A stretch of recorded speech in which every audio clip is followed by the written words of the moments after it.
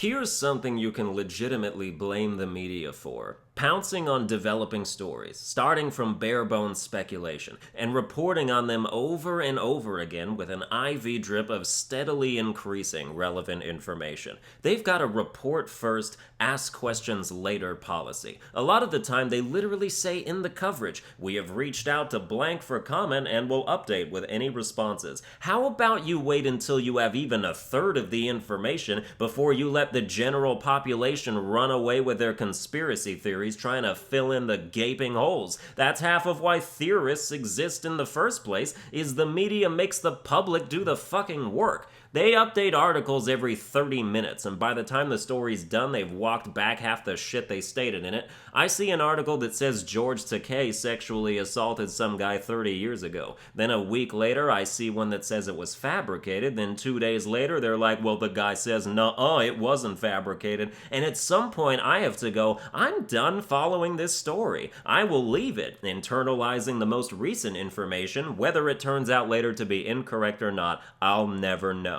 I will start appreciating Me Too movement stories again when they begin and end with, "We know for a fact this shit went down, suspect has been charged." Morgan Freeman's picture should be next to zero headlines until that picture is of him in a courtroom.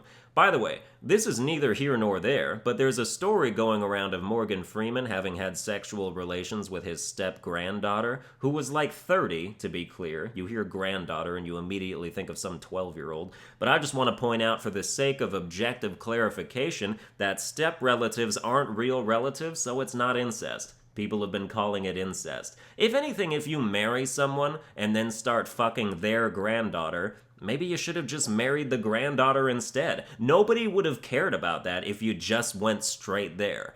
I digress. Back to the media. Trump hates the media, but I assume as a businessman he understands that they're businesses too and they act accordingly. This colostomy bag of an enterprise just takes the piss one drip at a time without end. It keeps the attention constantly on them, hooking views and clicks and maximizing revenue. Why write one article on an open and shut case when you can write 3 dozen while it's being actively investigated and litter them all with sidebar ads and pop-ups? Maybe this pundit we've brought on our show for a side-by-side can shed some new light on a situation the last 14 didn't illuminate shit about. Whatever fills airtime between words from our sponsors. And because these media organizations are all in competition with each other, everyone has to be first to break the story with as little substance as possible, so this problem is unsolvable without tearing down the entire institution and rebuilding it. But doing that would just pave the way for special interest groups to descend upon the newly risen phoenix and buy as many shares of it as they could for biased favorable coverage. It's a fucked situation. Harvey Weinstein was just convicted of sexual assault. His story has been in the public eye since I was in the early episode 70s of this series. Now should have been the first time we heard about it. Break news with a verdict. But they wouldn't just do that, because grooming suspicion, confusion, indecision, and discussion is what keeps people attached to a developing story. And now as a result, we've established the obvious guilty until proven innocent mentality everyone talks about.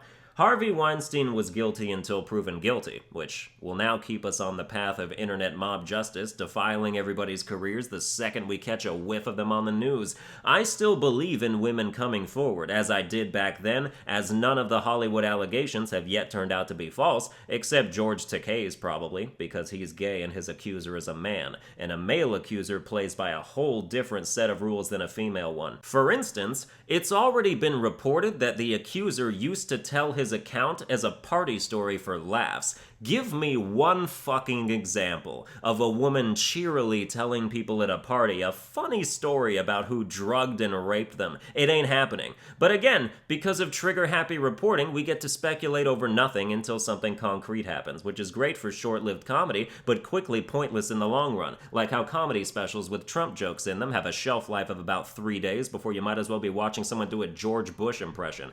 Dana Carvey blows, by the way. Just want to throw that out there for posterity.